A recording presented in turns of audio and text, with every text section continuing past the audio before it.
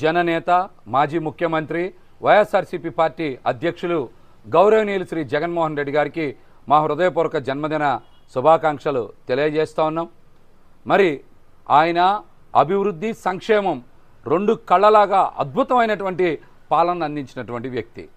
రాజకీయాల్లో ఒక స్ఫూర్తి, ఒక సంకల్ప బలంతో అవిశ్రాంతం కష్టపడి ఎన్ని ఆటుపోట్లు ఎదురైనా సరే ఒక ఉన్నత స్థానానికి చేరుకోవడానికి ఒక మార్గం చూపించినటువంటి ఒక గొప్ప యువ నాయకులు జగన్మోహన్ రెడ్డి గారు.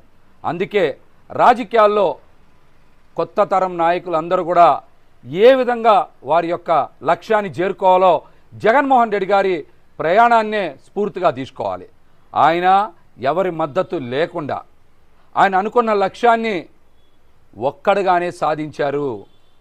అటువంటి యొక్క గొప్ప నాయకత్వాన్ని ప్రస్తుత యువత అందరూ కూడా అధ్యయనం చేయాలని కూడా ఈ సందర్భంగా నేనైతే తెలియజేస్తున్నా. మరి అనేక ఆటుపోట్లు ఎదురవుతాయి, ఇబ్బందులు వస్తాయి.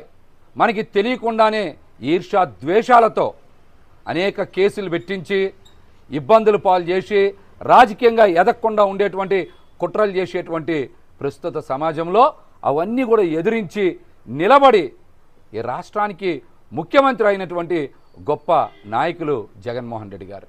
ఇవాళ చాలామంది అభివృద్ధి అంటే రియల్ ఎస్టేట్ వ్యాపారమనో, లేకపోతే పెద్ద పెద్ద బిల్డింగ్లనో, లేకపోతే రియల్ ఎస్టేట్ వెంచర్లనో భావిస్తూ ఉన్నారు. అభివృద్ధి అంటే అది కాదు. అభివృద్ధి అంటే ప్రజల జీవన ప్రమాణాలని పెంచడం, సామాన్య ప్రజలకి, పేద వర్గాల ప్రజలకి కూడా వారికి అన్ని సౌకర్యాలని కల్పించడం, విద్యా వైద్యంతో పాటు ఉపాధి కల్పించడాన్ని అభివృద్ధి అంటారు. కానీ రోడ్లేసో, రియల్ ఎస్టేట్ వెంచర్లేసో, పెద్ద పెద్ద బిల్డింగులు కడితే దాన్ని అభివృద్ధి అనరు. మరి మనం ఇక్కడ అర్థం చేసుకోవాల్సింది, విద్యలో విప్లవాత్మకమైనటువంటి మార్పులు తీసుకొచ్చారు.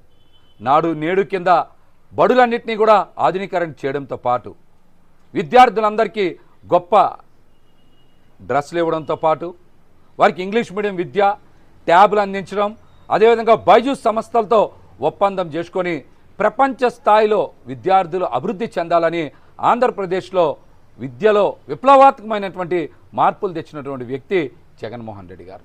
అదేవిధంగా వైద్య రంగంలో మార్పులు తేవాలని మెడికల్ కాలేజీలని కేవలం 5 సంవత్సరాల కాలంలో 14 కొత్త మెడికల్ కాలేజీలని శంకుస్థాపన చేసి వదిలేలా నిర్మాణం చేసినటువంటి గొప్ప వ్యక్తి.